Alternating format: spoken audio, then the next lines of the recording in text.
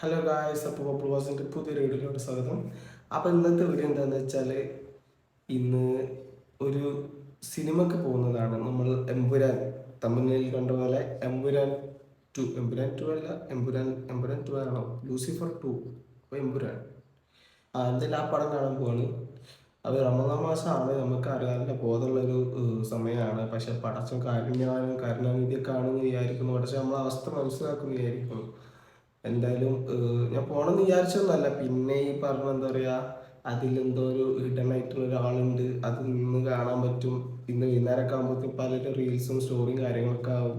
പിന്നെ കുറേ ഫ്രണ്ട്സ് ഉണ്ട്, വിളിച്ച് പറഞ്ഞിട്ട് ഇതാക്കാനുള്ള കുറേ ഫ്രണ്ട്സ് ഉണ്ട്.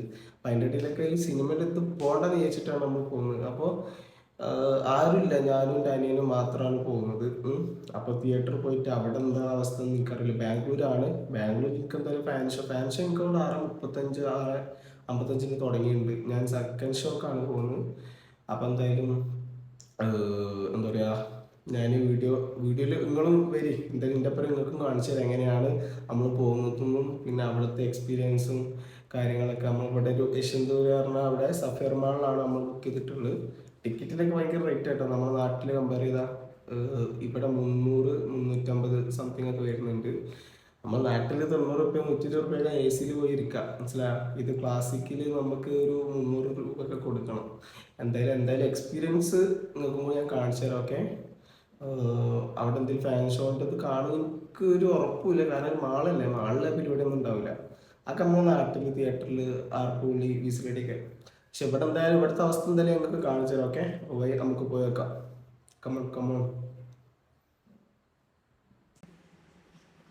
സൺ കിസ്ഡ് എന്ന് കേട്ടിട്ടില്ലേ? എൻ്റെ സൗണ്ടിന് മാറ്റമുണ്ടോ? എനിക്ക് തൊണ്ടവേദന കേട്ടോ. ഓക്കെ, എൻ്റെ റൂം ഈ രാവിലെ കണ്ടില്ലല്ലോ. ഇതിപ്പോൾ 6 അല്ല 7 മണി ആയിട്ടുണ്ട് കേട്ടോ. ഞാൻ കാണിച്ചു തരാം. എന്താ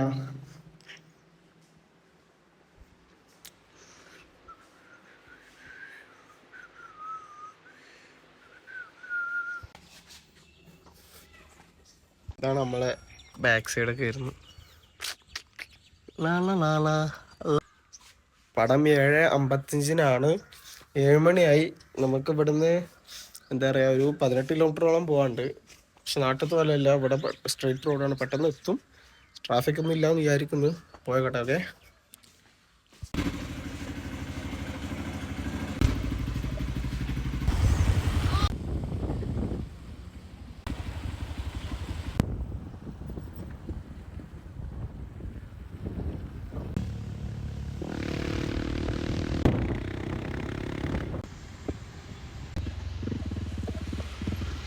അപ്പോൾ ഗായ്സ് നമ്മൾ മാളിൽ എത്തിയിട്ടുണ്ട്. സമയം ഇപ്പോൾ 7:45 15 കൂടെ ഉള്ള സിനിമ. ഇത് എൻട്രി ആണ്. ഇതെന്നാൽ പ്രത്യേകിച്ച് പറയേണ്ട ആവശ്യമില്ലല്ലോ.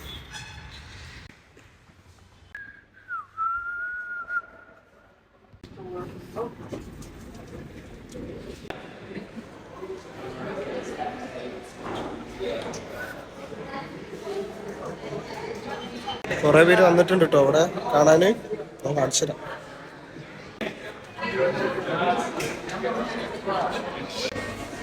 നമ്മൾ അകത്തോട്ട് കയറിയിട്ടുണ്ട് ഗായ്സ്.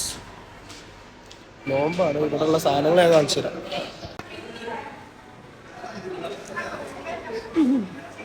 റമദാൻ കരീം. നമ്മൾ സിനിമ മാത്രം കണ്ടുപോവാ. ഏതിലായിരുന്നു? മലയാളം എങ്ങനെയാണോ? ഇതാണ് ഗായ്സ്. അപ്പം തിയേറ്റർ തുടങ്ങാൻ ഒരു 10 മിനിറ്റൊക്കെ എടുക്കുന്നുണ്ടാവും.